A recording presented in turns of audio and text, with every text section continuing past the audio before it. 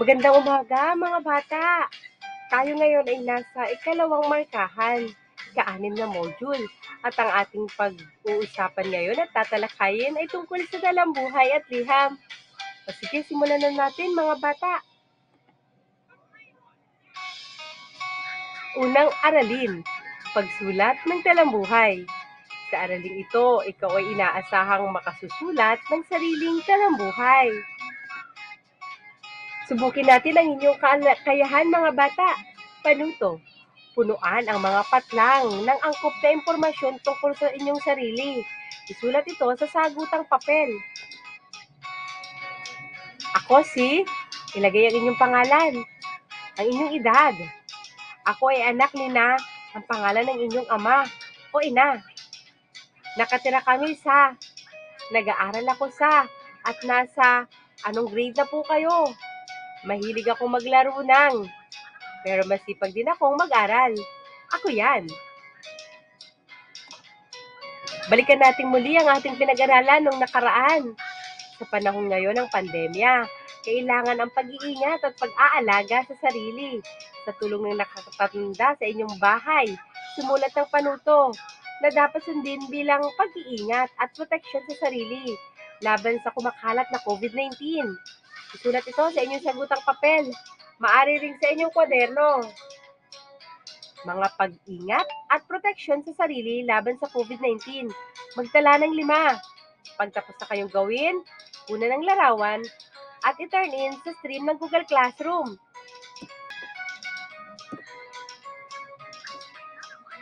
Simulan na natin ang ating aralin. Makinig mga bata! Pangarap na buhay.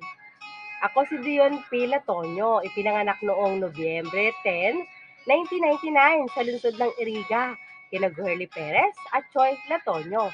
Mayroon akong isang kapatid, si Rina, ang aking mabait na ate.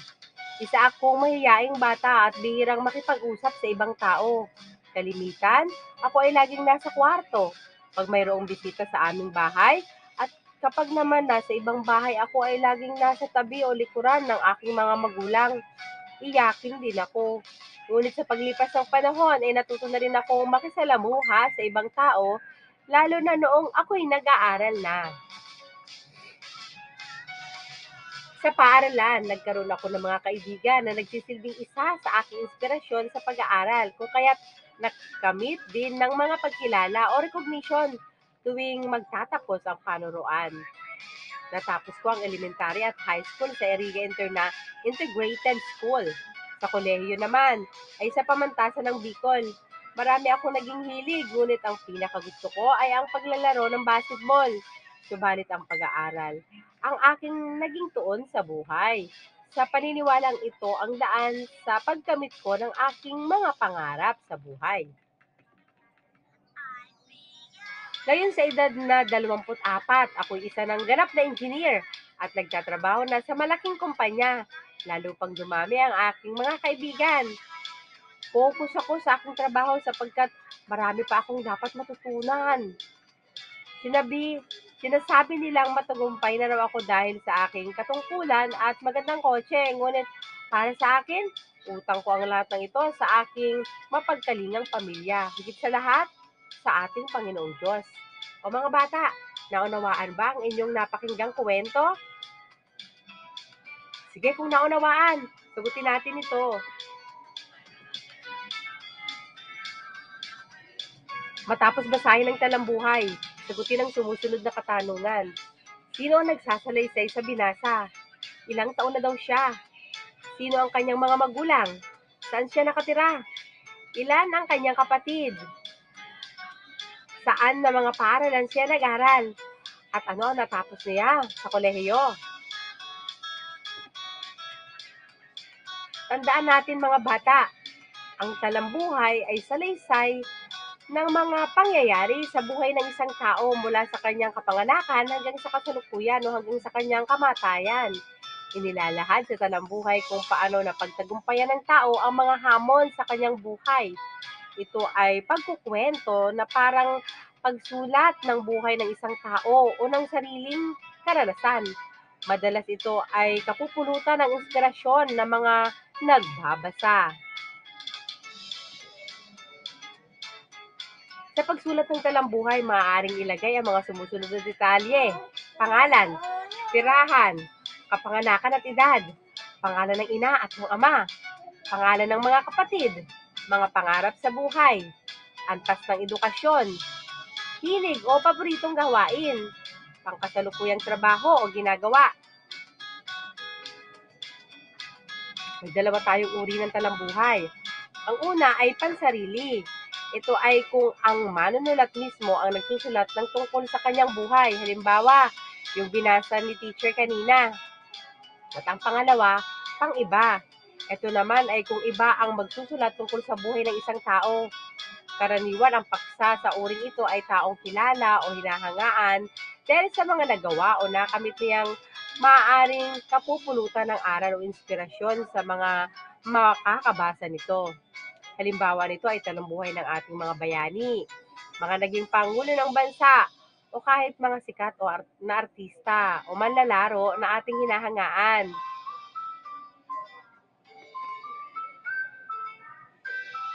Tandaan na sa pagsulat ng talambuhay, para ka lamang nagkukwento ng inyong sariling buhay o ng buhay at karanasan ng iba. O ayan, nalaman niyo na ba kung paano sumulat ng talambuhay? Sige, kung talagang alam niyo na, gawin natin ang susunod. Isulat ang inyong sariling talambuhay sa loob ng kahon sa pamamagitan ng pagsulat ng tamang impormasyon sa mga puwang. Mga bata, una na ito ng larawan. Kung tapos na kayo, muli, i-turn in sa stream ng Google Classroom.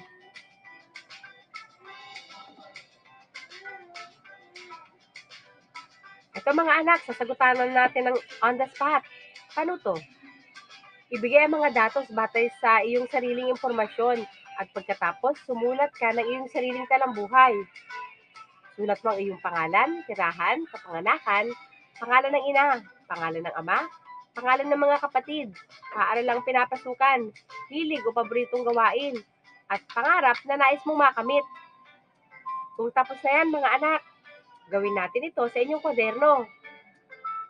Gumawa kayo ng sarili niyong talambuhay.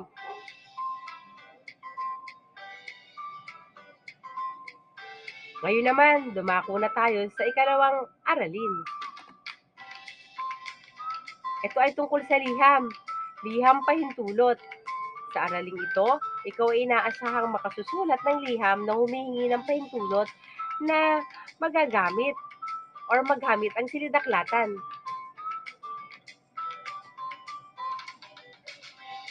Ngayon ay alalahanin natin kung paano ang pagsulat ng liham pahintulot upang makagamit ng silidaklatan. Tara, basahin at unawain ang liham. Iriga Central School, Lungsod ng Iriga, Oktubre 22, 2020.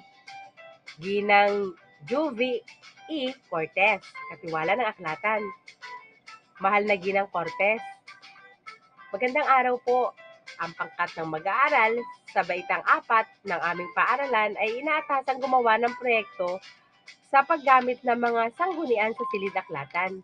Kaugnay nito, kami po ay humihingi ng pahintulot na gumamit ng silid-aklatan upang makapagsaliksik ng mga impormasyon na kailangan namin sa proyekto. Umaasa po kami sa inyong pahintulot. Maraming salamat po. Lubos na gumagalang, Regine Andy Andalis. O mga bata, sagutin natin kung kaya natin sagutin ang susunod na mga katanungan. Ito po ay base dito sa ating liham. Paano to? Sagutin ang mga tanong. Isulat ang letra ng tamang sagot sa inyong kwaderno. Sabayan niyo akong magsagot mga bata. Sino ang sumulat ng liham? A. Ginang Juvie Cortez. B. Regine Ann Andalis. C. Ginang Gurlit Penales. D. Iriga Central School. Kadalawa, kanino ito or kanino siya sumulat?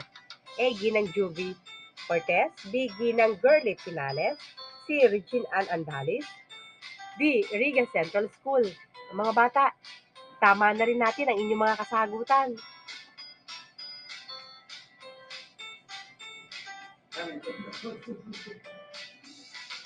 Para sa ikatlo, bakit siya sumulat ng liham sa katiwala ng aklatan? A. Para makigamit ng computer sa laboratory. B. Para magbayad ng utang sa kantin. C. Para makigamit ng silidaklatan. At D. Para makapaglaro ng chess sa silidaklatan.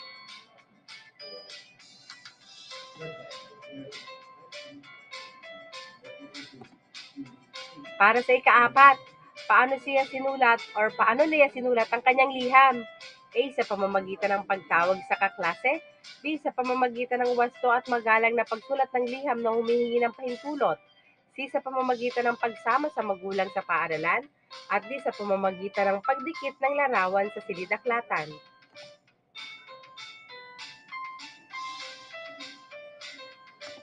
At para sa ikalima, ano ang tawag sa liham na kanyang sinulat? A. Liham imbitasyon. B. Liham pangkaibigan. C. Liham pahintulot. D. Liham pagtanggap. Ika-anim, sa inyong palagay, pahihintulutan kaya sila ni Ginang Juvie Cortez na makagamit ng silidaklatan para sa kanilang pananaliksik? Bakit? A. Hindi po, dahil hindi tama ang kanyang liham na ginawa. B. Opo, dahil naging maayos at magalang ang kanyang liham. C. Opo, sapagkat marami siyang gagamit na magkakaklase. At D. Hindi po, sapagkat kulang na ang aklat sa silidaklatan.